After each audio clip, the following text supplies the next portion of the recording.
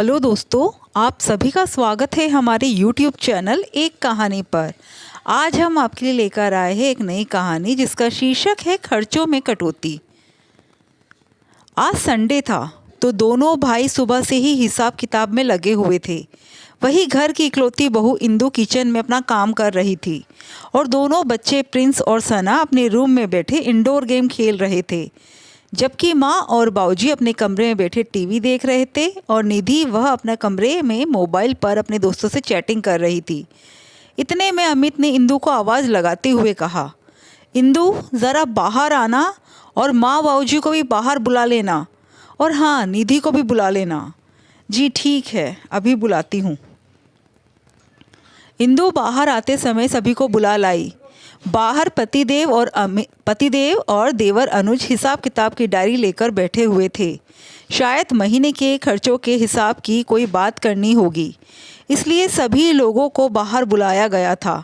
जब सब लोग बाहर आ गए तो पतिदेव ने सबको वहीं बैठने के लिए कहा, क्या बात है बेटा, आज सबको एक साथ बाहर क्यों बुला लिया? मुझे आप लोगों से ज़रूरी बात करनी है, अमित ने कहा। अच्छा बोलो, क्या बात है? जैसा कि आप सभी को पता है कि इस कोरोना काल में कई लोगों की नौकरी जाती रही और जो लोग नौकरी कर रहे हैं उनमें से भी कई लोगों की सैलरी आधी हो गई और उनमें से हम दोनों भाई भी हैं। हम जानते हैं बेटा, तुम दोनों भाइयों ने बहुत अच्छे से घर को संभाला है, जबकि तुम्हारी सैलरी पिछले लॉकडाउन से ही कम है। पर अब क्या बात हो गई? दरअसल बात यह है कि हमारे पास इनकम का कोई दूसरा ज़रिया भी नहीं है और ना ही कोई मदद। इतनी कम इनकम में घर खर्चे पूरी तरह से नहीं निकल पा रहे हैं, क्योंकि घर खर्चों के साथ साथ सेविंग करना भी ज़रूरी हो गया है, क्योंकि इमरजेंसी के लिए सेविंग होना बहुत ज़रूरी है। इसलिए सेविंग को तो हम खर्च नहीं कर सकते। माँ, खर्चों में कुछ ना कुछ तो कटौती करनी ही पड़ेगी, इसलिए आप सब लोगों को बाहर बुलाया है। अमित ने अपनी बात रखी। हाँ तो बेटा, जो खर्चे बेवजह के लग रहे हैं हम उन्हें ही हटा देते हैं या कम कर सकते हैं, बाबूजी ने कहा। सही कहा बेटा, पर अब क्या बोलूँ मैं? माँ ने अपनी बात आधी अधूरी ही छोड़ दी। क्यों, क्या हो गया? मैं अगर कुछ बोलूँगी तो लोगों को बुरा लगेगा। माँ सब एक साथ बैठकर बात कर सके इसीलिए तो सबको बाहर बुलाया है, और जिसको बुरा लगेगा वो अपना पक्ष रख सकता है। देख बेटा, कपड़े तो हाथ से भी धुल सकते हैं, वॉशिंग मशीन की कहाँ ज़रूरत है। इसी तरह दिन में हॉल में बहू अकेली बैठे रहती है, एक पंखा तो हॉल का बेवजह चलता रहता है, और साफ़ सफाई तो हाथों से भी हो सकती है, वैक्यूम क्लीनर की क्या ज़रूरत है? और नहीं तो क्या भैया, ऑनलाइन ट्यूशन की भी क्या ज़रूरत है? बच्चों को तो भाभी ही पढ़ा सकती है, एक खर्चा तो वही बच जाएगा, निधि ने भी कहा। सास और ननद तो बोल चुकी थी, तो ससुर जी भी कहाँ पीछे रहते, तो उन्होंने भी कह दिया। हाँ ये बात तो है, रसोई के काम में भी मिक्सर ग्राइंडर चलता ही रहता है, जबकि सिल बट्टे से भी काम हो सकता है। बस यही मुझे फालतू के खर्चे नज़र आते हैं, बाकी खाने पीने में तो क्या कटौती करे। और तेरे पापा और मेरी दवाइयों का तो वैसे ही भी ज़रूरी है, वो तो कम ज़्यादा हो भी नहीं सकती। बाकी अब तुम दोनों भाई डिसाइड करो कि क्या करना है। माँ ने अपनी तरफ से बात रख दी। अब सबका ध्यान इंदु की तरफ था। अमित ने उससे पूछा, इंदु तुम्हें कुछ कहना है तो कहो, तुम्हारे हिसाब से और किन खर्चों में कटौती हो सकती है? अमित जी, अब मैं क्या कहूँ, सबकी बात सुनकर तो मुझे यही लगा कि इस घर में सबसे ज़्यादा खर्चा मैं ही करती हूँ और सारी कटौती सिर्फ मुझे ही करनी है। नहीं भाभी, आप भी कहिए, काम आपको करना होता है, आपको ज़्यादा अच्छे से पता है कि खर्चा कहाँ होना है और कहाँ नहीं।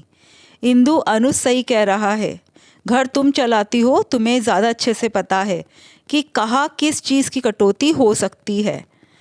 इतने में ही अम्मा जी बीच में बोल पड़ी, मैंने तो पहले ही कहा था कि लोग बुरा मान जाएंगे, सच्ची बात सबको कड़वी लगती है। माँ जी, ये लोग कौन हैं? मैं भी तो घर की सदस्य ही हूँ, फिर आप हर बात में लोग बुरा मान जाएंगे क्यों कहती है? बहू, मुझसे बहस करने के लिए तो बाहर बुलाया नहीं है, खर्चों में जो कटौती करने की बात के लिए बोला गया है तो हम उस पर चर्चा कर रहे हैं तो ज़्यादा अच्छा रहेगा। जी बिल्कुल ठीक कहा आपने, सबसे पहले वॉशिंग मशीन। तो आप लोग अपने अपने कपड़े रोज़ अपने हाथों से धो ले तो मुझे वॉशिंग मशीन 10 दिन में एक बार लगाने की ज़रूरत पड़ेगी, वो भी सिर्फ बेडशीट, कर्टन्स, पिलो कवर आदि के लिए। तो पहली कटौती तो वहाँ हो जाएगी। अब रहा वैक्यूम क्लीनर, तो लॉकडाउन के चलते मैं 10 दिन में उसे एक बार ही इस्तेमाल कर रही थी। एक काम कीजिए, आप लोग रोज़ सुबह उठकर अपने अपने कमरों की साफ़ सफाई ढंग से कर लिया कीजिए, जिससे उसका खर्चा भी बच जाएगा। हॉल, बरामदा और किचन की सफाई मैं कर लूँगी। और रही बात दिन में हॉल में अकेली बैठने की, तो आप पहले मुझे ये बताइए कि मैं जाऊँ तो जाऊँ कहाँ? सारे तो कमरे बुक हो जाते हैं। कोई ऑनलाइन क्लास ले रहा होता है तो कोई ऑनलाइन काम कर रहा होता है। मम्मी पापा अपने कमरे में टीवी देख रहे होते हैं। मेरे और मेरे बेटे के पास कोई जगह नहीं होती है, इसलिए हम लोग हॉल में उसे लेकर के बैठती हूँ और पढ़ा देती हूँ। अब रही बात सना की ऑनलाइन ट्यूशन की, तो वो 10th स्टैंडर्ड में है, तो मुझे पढ़ाई छोड़े हुए काफ़ी वक्त हो चुका है। प्रिंस तो अभी 5th में है, इसलिए पढ़ा देती हूँ, पर सना को नहीं पढ़ा पाऊँगी। अगर उसकी ज़िम्मेदारी आप तीनों भाई बहन में से कोई उठा सकता है तो ऑनलाइन ट्यूशन का खर्चा भी बच सकता है। और रही बात मिक्सर ग्राइंडर की, तो मसालेदार ग्रेवी की सब्ज़ी सब लोगों को पसंद है। साथ ही साथ कई तरह की चटनियाँ चाहिए होती है। किसी को मैंगो शेक चाहिए होता है तो किसी को कुछ और। एक काम कीजिए, सादा खाना शुरू कर दीजिए, ग्राइंडर की भी ज़रूरत नहीं पड़ेगी। अब आप लोग देख लीजिए कि क्या करना है। कहकर इंदु तो रसोई में चली गई और फाइनली यही डिसाइड हुआ, जो इंदु ने कहा वही सही है।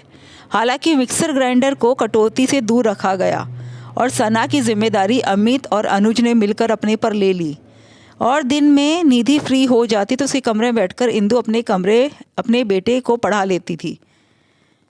दोस्तों, आपको ये वाकया कैसा लगा प्लीज़ कमेंट करके ज़रूर बताइएगा और हमारे चैनल को सब्सक्राइब ज़रूर कीजिएगा।